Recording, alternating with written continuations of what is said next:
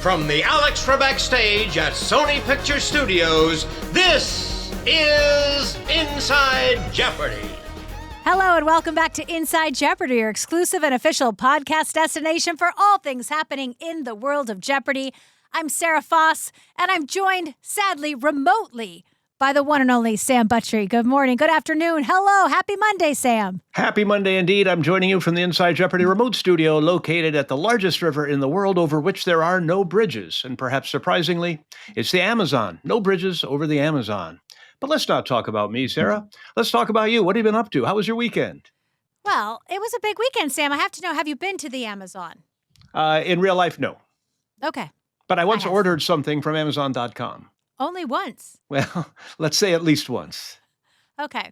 I've actually been to the Amazon, but not for Jeopardy, which is rare for me to talk about any of my travels. So, alas, I saw no bridges. You are correct. Few piranha, few pink dolphins, but no bridges. Wow. You've been everywhere. Well, I have. But this weekend, I was all over town, but right here in Los Angeles. It was my little one's 7th birthday. We had the Reagan sleepover squad. I had little tents. I had little girls. It was a big night. They didn't go to bed till 1 a.m. You'd think they'd be tired at age 7. And if you go to bed at 1 a.m, you will surely sleep in, right? No, not right. Wide awake at 6:15, just in time to have like 3 hours of fun before they got picked up. So that was great. Then we had my daughter's last soccer game. And then she performed in Shrek Jr. yesterday, Sam. Wow, that's exciting. What role did she play? Well, she had the role of the Sugar Plum Fairy, which she decided to take on a British accent for. And she was also Gingy, the talking cookie. Right. And then she did a really high voice. Hello, I'm Gingy. I mean, it was just magnificent. Wish you could have been there. But if you thought I might normally be exhausted from work, I'm extra exhausted just from life this weekend. I think I'll allow it, yes. Okay. You joined us last week. Of course, we taped Champions Wild Card. What was it like to have a front row seat to that, Sam? It was very exciting. A lot of great Jeopardy, a lot of very nice people. I can't get enough Jeopardy, Sarah. I got to say, I love coming down there and watching the games in person, and these did not disappoint. Well, and the audience loves having you. It's always such a special moment when Jimmy gets to say, and guess who's here? Sam Buttrey is in the house, and the audience goes wild. Usually I walk around my life and my town and nobody knows who I am, and that's fine. But if you go to a target-rich environment like a Jeopardy taping, a certain number of people want to have their picture taken with me, and of course I'm happy to oblige. So, folks, if you're listening, come down to Jeopardy, and if I'm there, you can have your picture taken with me, but it's not mandatory. It's not mandatory, no. But you're right. People used to say that when I was on the Clue Crew. They're like, oh, do you get recognized? I said, in a Jeopardy-rich environment, yes, I am big stuff. But normally, no, I can go about my business just fine. I will make it through the grocery store line. It is a good balance. It is a good balance. Well, if you want more Jeopardy, as we announced last week, we have Jeopardy Bar League. It's been in the works for a long time. The interactive game that you hosted in Detroit is kind of a bit of a spin-off from it, if you will. But it's that same concept of being able to play on your device along with the host. But of course, for Bar League, you'll be playing in teams. And we're going to be testing it out, if you will. So just a few places. They're going to have the first official games. You can go to Jeopardy.com to find out more about that. Of course, we're launching first at Alamo Drafthouse, which is such a cool organization. We were actually at their headquarters in Austin a couple weeks ago. So that's going to be December 2nd in New York and Austin and San Antonio, December 3rd in San Antonio, December 5th in Los Angeles, December 7th back in Austin, and then here in LA at the Firestone Walker Brewing Company on December 10th. So this will be your first chance to play along and get the game going, but it's going to officially launch a little later. And I know we're going to have you host one of these, Sam. I can't imagine Sam Buttrey in a bar. That would be my first visit to a bar, I think, at least under my current name. But I will say I'm looking very much forward to it. The event we did in Detroit had something quite similar, as you say, but it was each person playing for him or herself, whereas the Bar Jeopardy, of course, will be just like your regular bar trivia. There will be teams. I imagine a bunch of people huddled around some volunteer's phone, yelling things out and generally carousing. It should be fun. Yeah, I love some good carousing.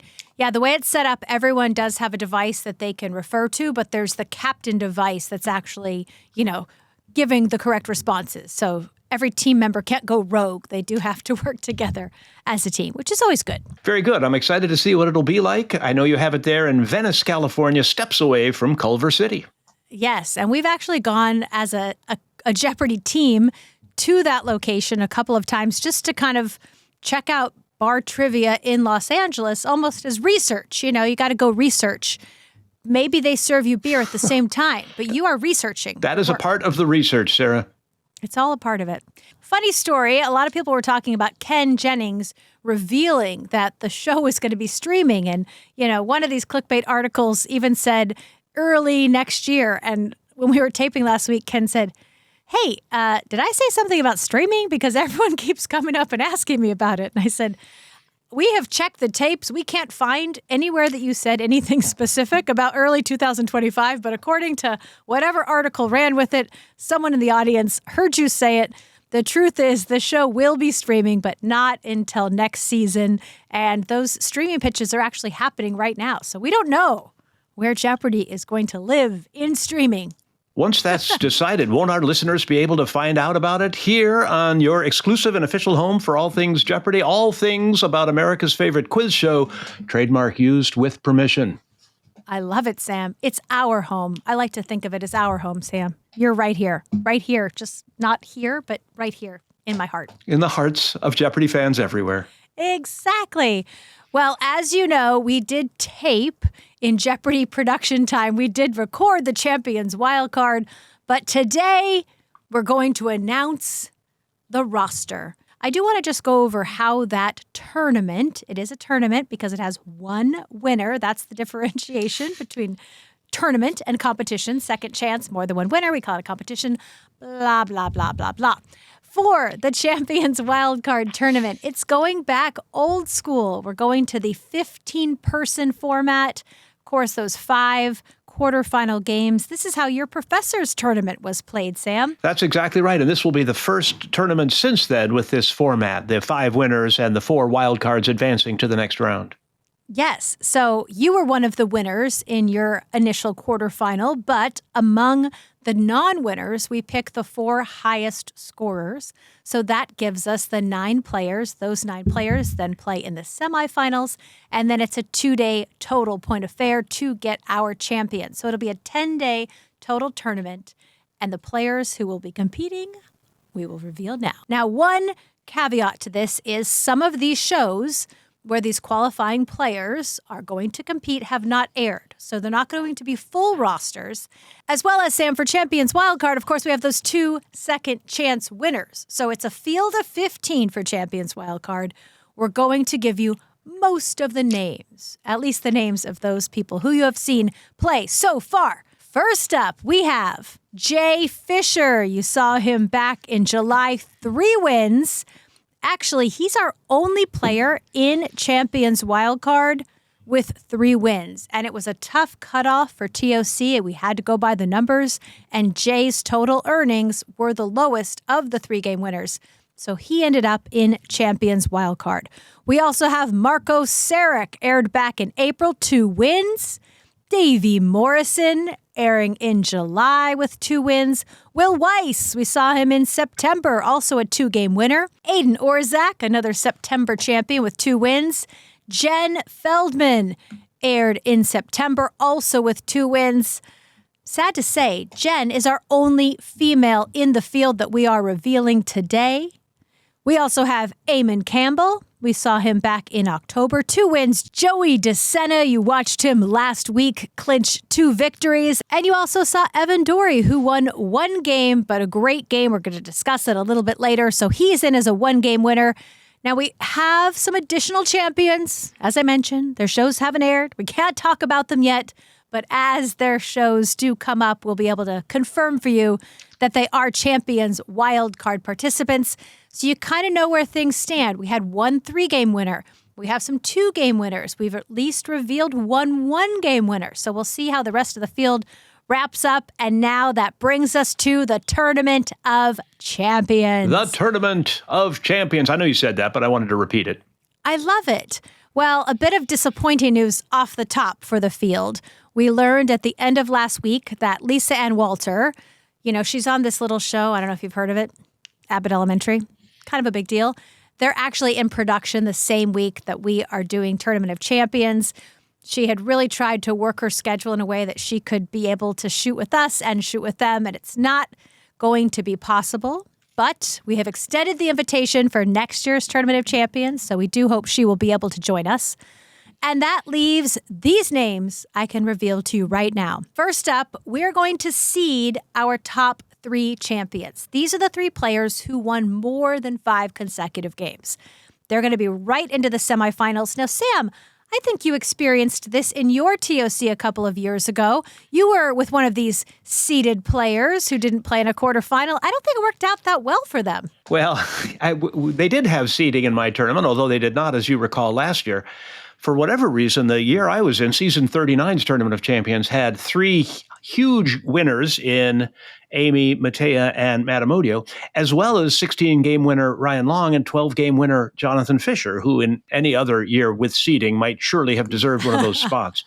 But there is no guarantee that getting a seed into the semifinal will get you into the final, as both Matea and Matt learned to their undying sadness as they were knocked out by players who were not quite as successful in regular Jeopardy, but, there's a lot of variability in a Jeopardy game. And of course, it's a 3-person game.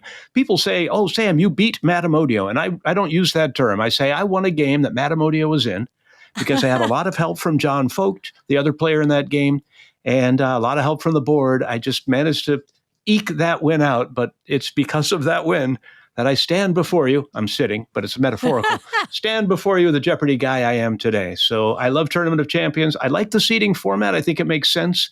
And of course, you're about to name those top 3 champions who are all very worthy of the seed into the semifinals of the Tournament of Champions.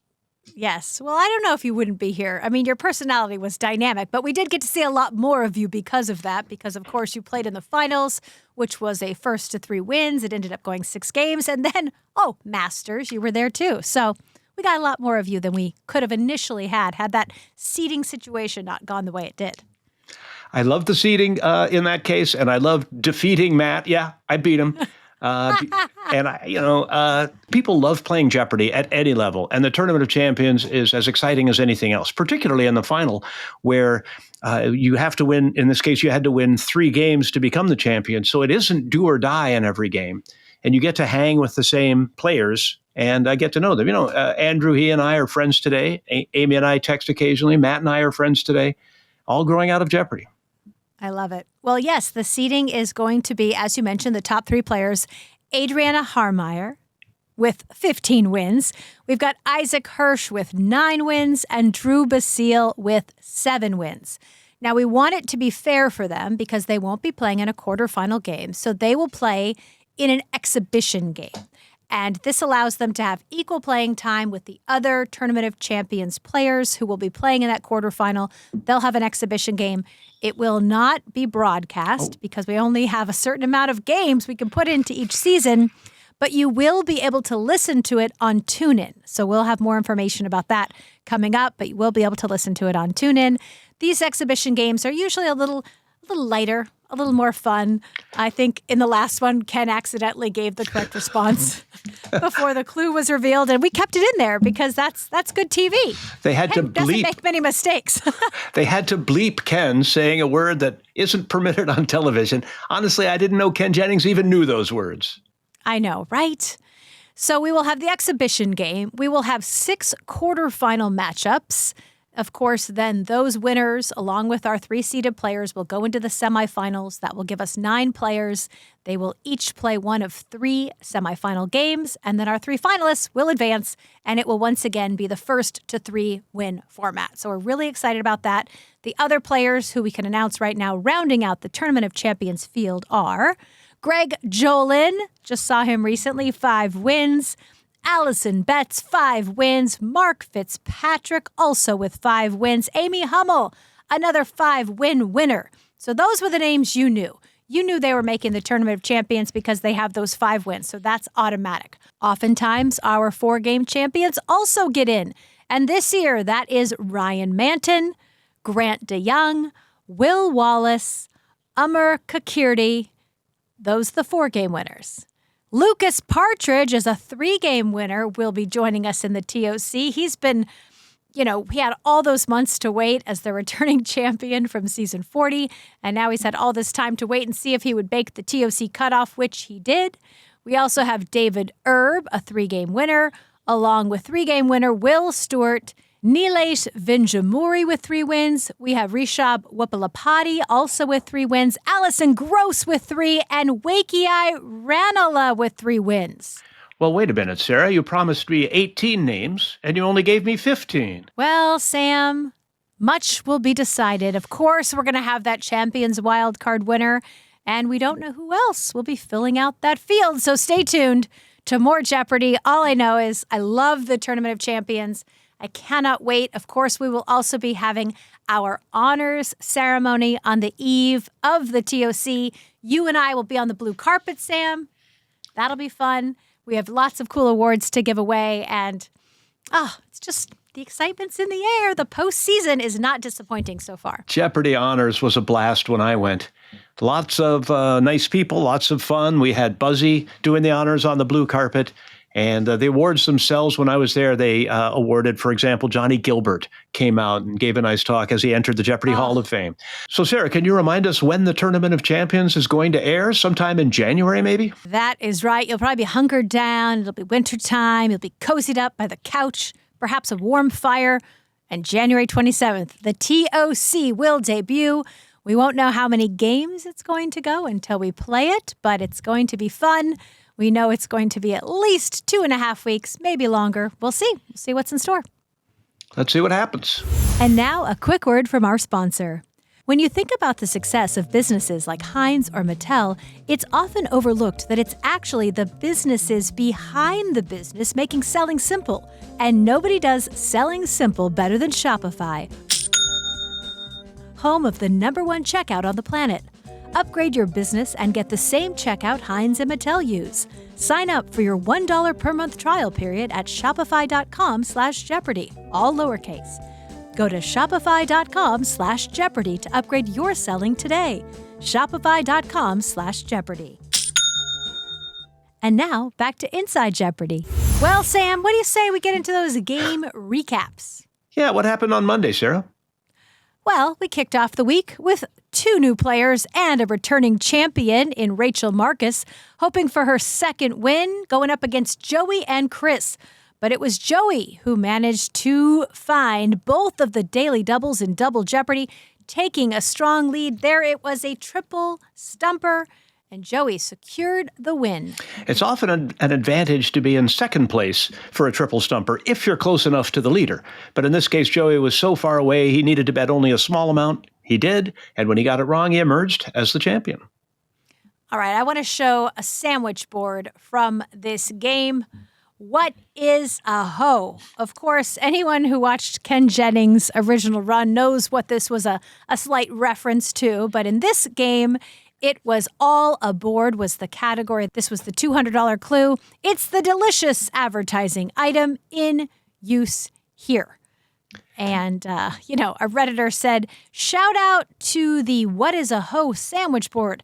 The producers will literally take any chance to troll Ken with that, and I love it.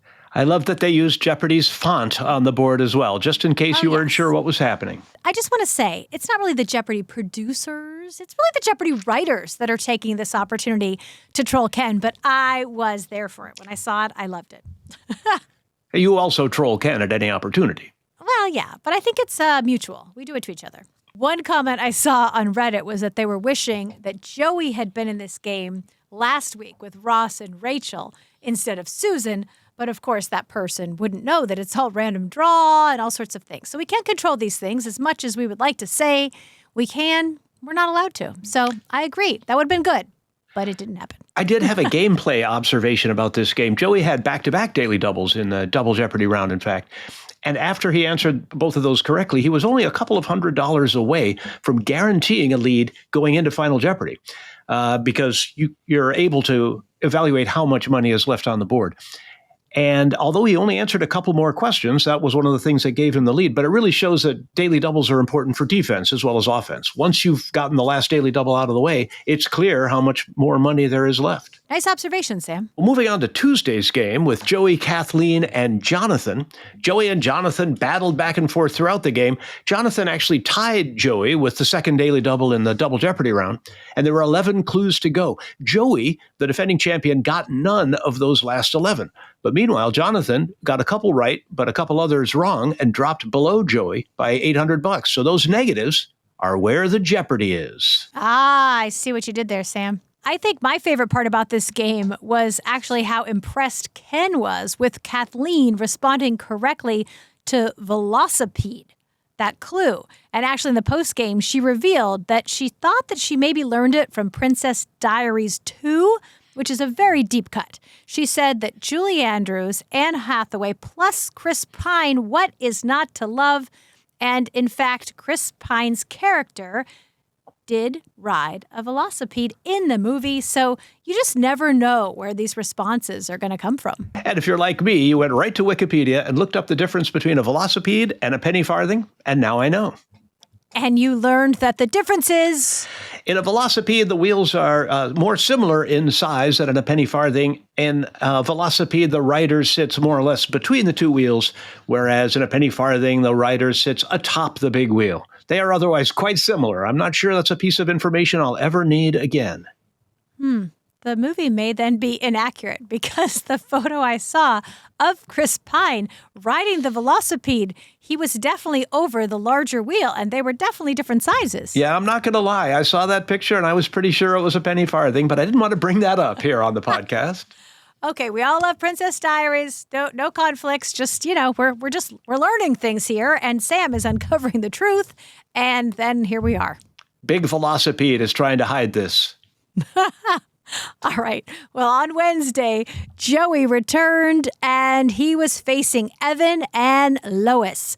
Evan and Lois were neck and neck and were tied at the end of Double Jeopardy after Lois, who seemed to hold back wagering late on a daily double, snagged the final clue. So then Evan was the only player who was correct in final and goes all in to become our new Jeopardy champion. Yeah, that seemed like the right move, and Ken asked Lois afterwards if she had considered going all in, and she said she just didn't think the category suited her. So I understand that. Well, and Joey, as we mentioned, in Champions Wildcard as a 2-game winner. He didn't know that on that day, but he knows it now, of course.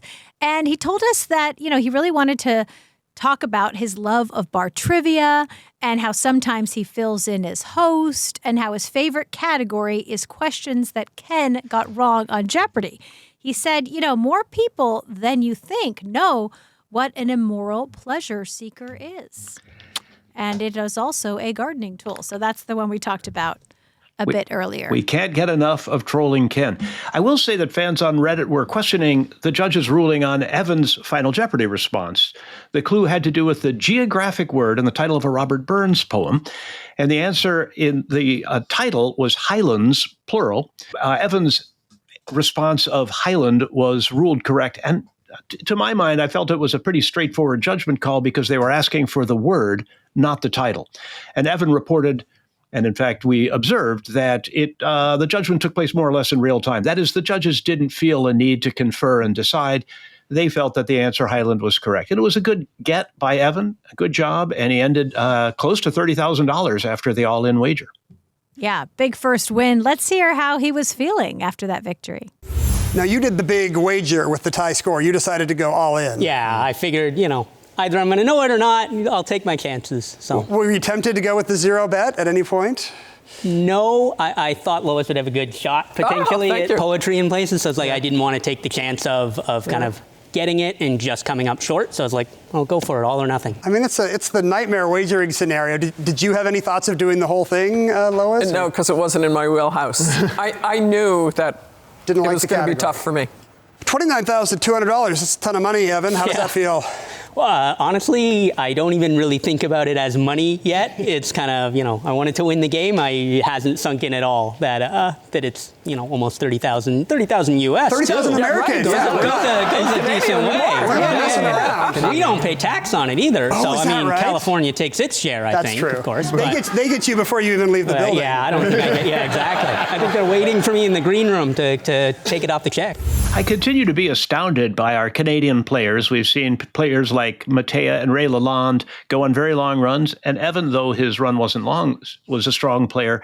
How difficult it must be for a Canadian to learn all the stuff about the United States that you need to be good at Jeopardy! Things about presidents and geography, lakes and rivers and what have you, in addition to all the stuff they must know about their native Canada. So good for Evan. Well, on Thursday, Evan went up against Stephen and Stephanie.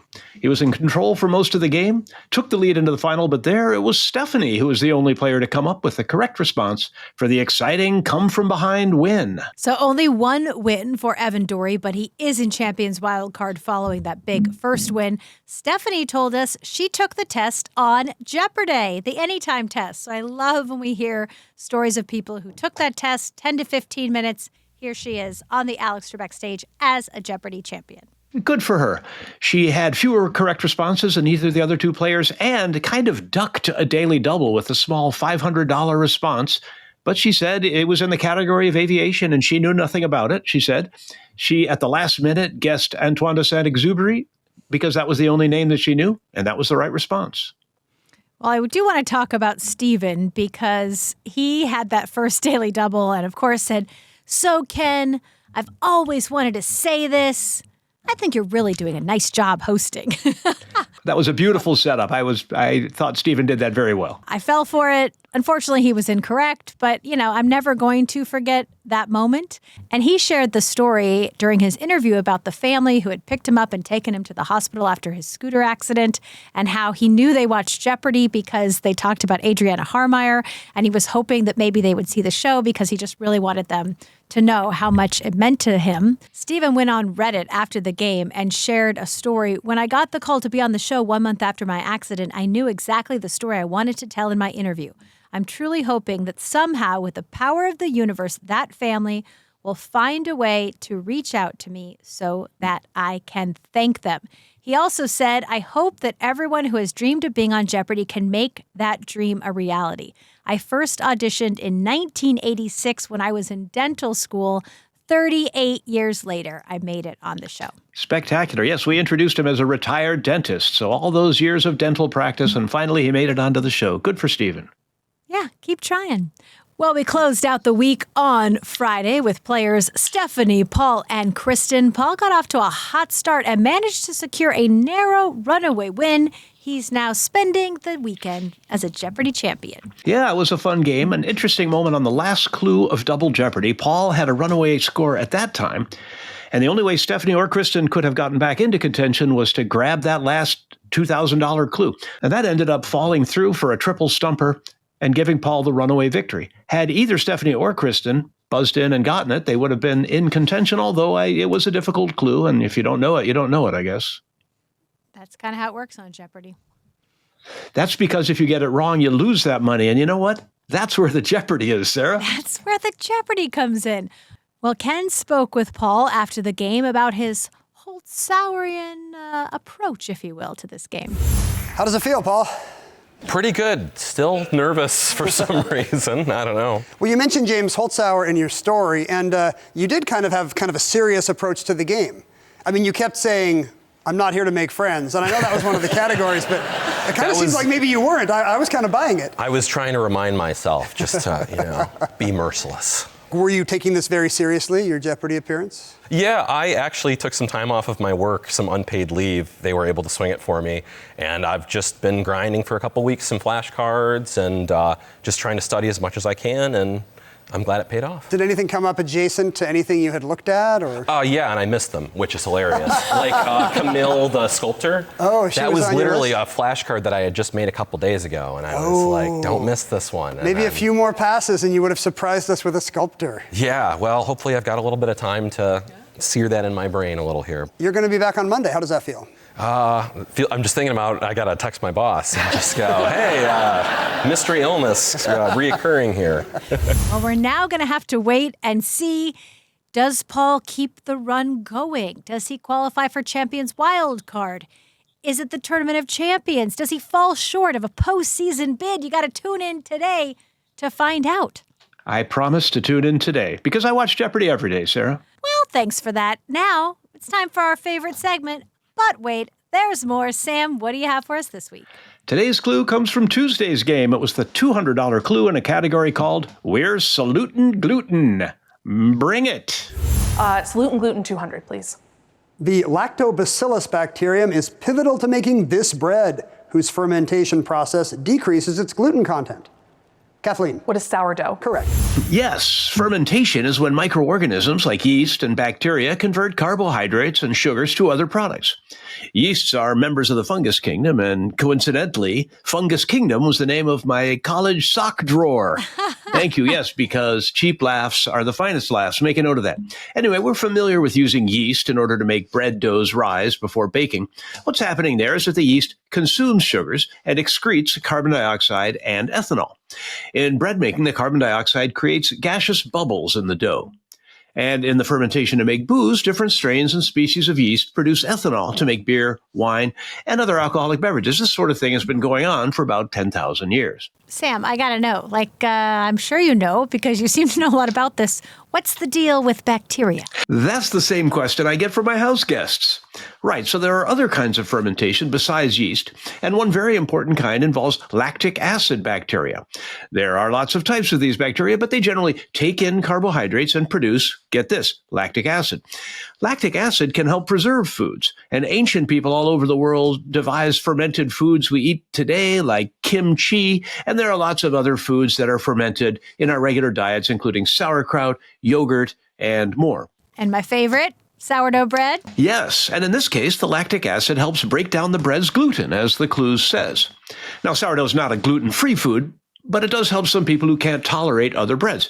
Tangentially, you may think of sourdough bread as a San Francisco gold rush invention, at least I did. But like a lot of other fermented foods, it has a long history, and in this case, dating back perhaps to ancient Egypt. I will say that one particular bacterium used to make sourdough is called Frutalactobacillus sanfranciscensis, named after San Francisco. Now, it's since been debunked, but it was once believed that a healthy 150-pound adult would be walking around with maybe 1 to 5 pounds of intestinal bacteria. So I say we form a band and call it 5 pounds of intestinal bacteria. What do you think? Wow, Sam, that's so yummy. I'm going to think about that. And you don't have to decide right away. Okay, good. Yeah, give me some time because we got to get to our host chat. An audience member asked Ken this week, how many clues do you actually know the correct responses for in each game? Oh, I know all of them because they write them down for me now. It's a different game over here, I have to say. Like when you have a piece of paper with all 30 correct responses, oh my gosh, the game is so easy.